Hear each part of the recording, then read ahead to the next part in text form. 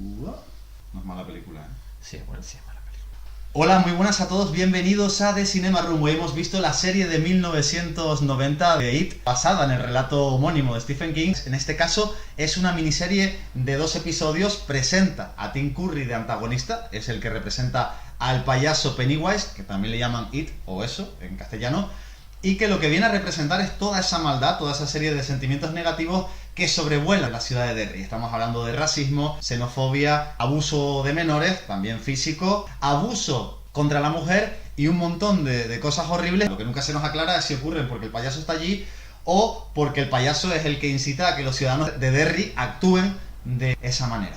Ahora mismo, dentro de muy poquito, viene una nueva película basada en este relato que va a reinventar todo ese universo que ya pasó por la televisión de la mano de Tommy Lee Wallace y que vamos a ver qué tal funciona en taquilla. Pero antes, lo obligatorio era revisionar esta película y empezar a comentarla.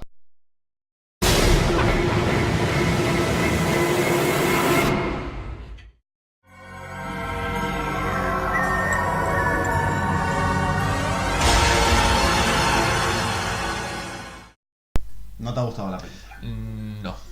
Yo esta película tenía un recuerdo muy vago. Las películas que tienen culto ya sea por que son grandes películas y o porque hayan tenido como un impacto generacional muy fuerte, ¿no? Esta peli tiene culto porque, digamos, la imagen de Pennywise es una imagen que yo creo que a casi cualquier persona le retrotrae a su infancia o le recuerda a aquella película que me dio tanto miedo y tal. Pero yo realmente creo que esta película / miniserie es una película muy mediocre. Haberla visto de golpe y no haberla visto, digamos, en 2 partes impacta un poco en la visión que puedas tener de toda la narración. Pero yo la veo como una especie de síntesis entre Los Goonies, Pesadilla en Elm Street y, digamos, el imaginario de Stephen King. Y hay una serie de cosas que yo creo que lastran la película. Primero, muy cutre la película. Da la sensación de que la película tiene momentos de brillantez. Sí, no, Así como destellos, es como cuando uno va buscando en el río y va encontrando pepitas de oro muy pequeñas, de poquito valor, pero que se diluyen, porque la mayoría de lo que está corriendo por ese río son microalgas, eso te iba a decir aguas residuales, etcétera. Eso dice que son pepitas de oro en una montaña de microalgas, porque es decir, hay muchos momentos en la película que están ejecutados con una banda sonora, con una puesta en escena y con unos actores que dejan muchísimo que desear. Hay escenas que están muy bien rodadas y que cuando las señalas dices, eso no tiene nada que ver con tener más o menos presupuesto. Claro. Eso necesitas un espacio y una cámara y un poco de pericia. Pero es que la película tiene muchísimos tramos que están narrados pues como lo que es, como un telefilm cutre, que tiene un villano que es muy carismático, pero sinceramente, esto no es ningún clásico del cine de terror. Es una película que tendrá como mucho culto porque la habrán visto pues los típicos niños de los 80, de los 90. Pero hombre, es que es eso. Una profesora mía de dibujo siempre nos decía, cuando reclamábamos que teníamos pinceles muy cutres, básicamente porque no habíamos comprado el material, nos decía que cuando uno es un artista, no importa el material con el que pinte, sino importa el talento que tenga. Y yo creo que eso le pasa a esta película. Es verdad que tuvo un montón de problemas de déficit de dinero y se han quejado de que el monstruo final ese, que es un poco ahí, esa marioneta extraña con una especie de estrella de mar en la cabeza, el director mismo, Tommy Lee Wallace, se ha quejado de que no tenía dinero para hacerlo como él se lo imaginaba. Pero sí que es cierto que luego ocurren una serie de cosas en la película y dice, mi madre, pero es que ni teniendo dinero esto se hubiera solucionado. Quizás me gustaría ver este tipo de telefilm con un formato digital, no con un planteamiento digital de que haya efectos digitales de postproducción, sino aunque en vez de rodar dentro de lo que es el celuloide, se hubiese rodado en formato digital. Igual se hubieran gastado muchísimo menos dinero y lo podrían haber invertido en otro tipo de cosas, pero que no hubieran repercutido lo que tú estás diciendo en el talento final. Pero fíjate que yo en ningún momento he achacado la mediocridad de la película a falta de medios. La ciencia ficción de los años 50 la ves hoy y hay cosas que quedan cutres, pero eso no hace que la película esté peor narrada, esté peor rodada o esté peor fotografiada. Es decir, tú tienes ahí en tu videoteca El Increíble Hombre Menguante, que hay cosas que se han quedado cutres, pero eso no hace que la película sea menos magistral.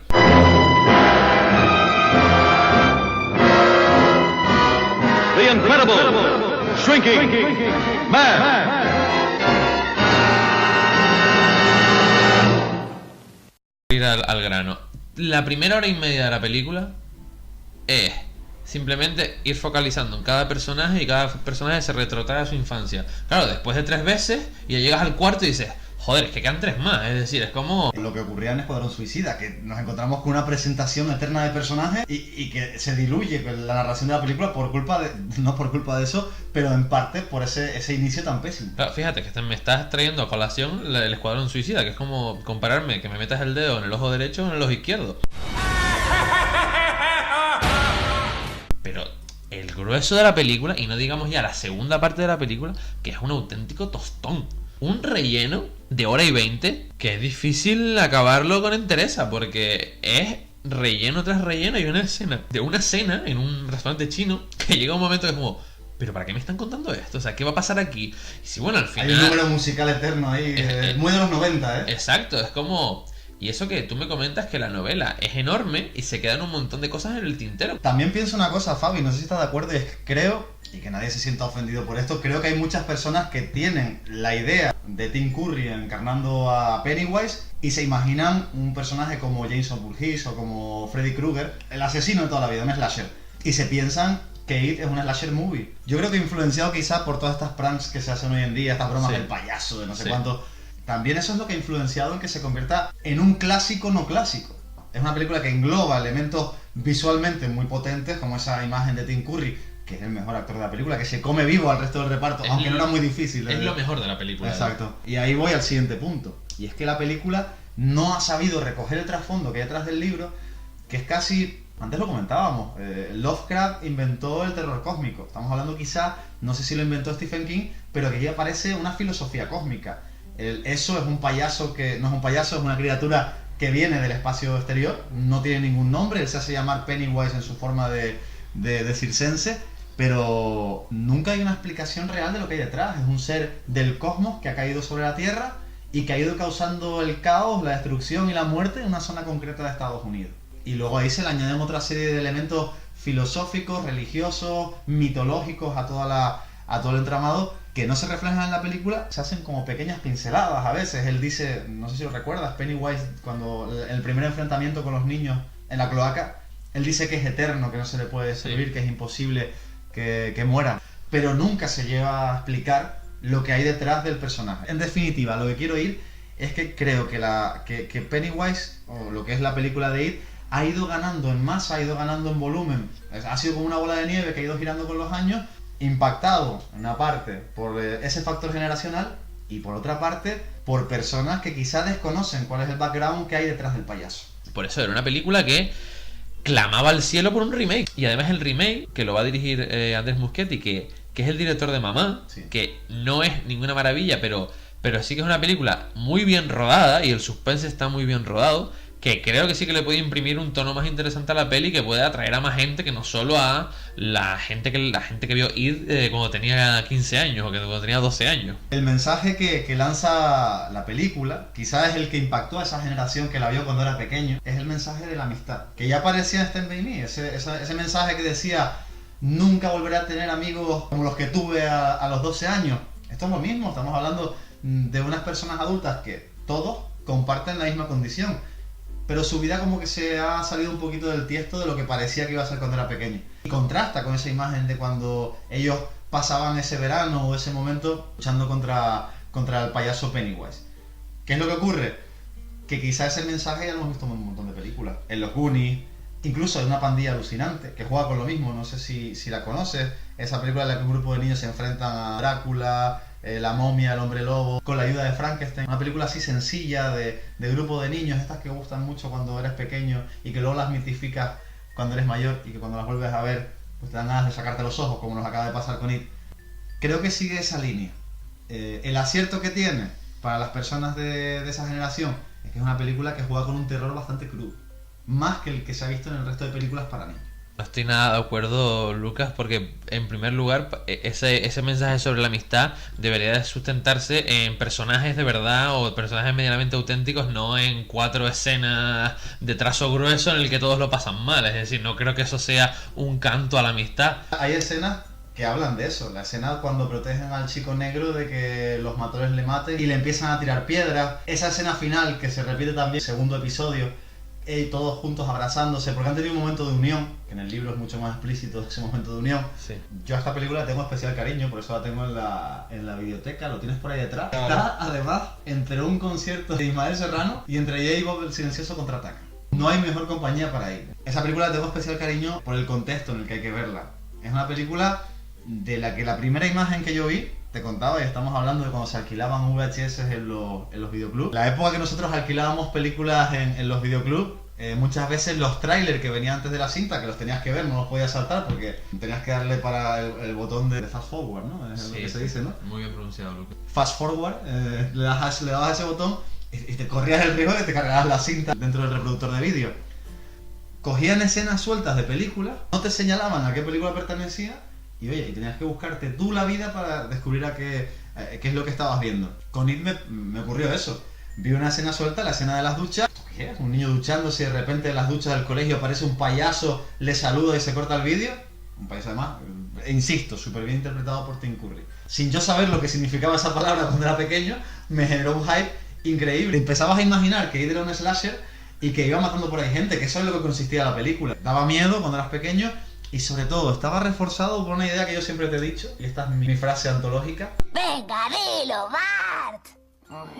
Hay una parte que yo creo que es determinante y es la manera en la que uno vive el verano cuando es pequeño. Uno está deseando que llegue el verano. No sé si ahora las generaciones actuales viven de la misma forma el verano. No, sí lo sé. No, sí lo sé.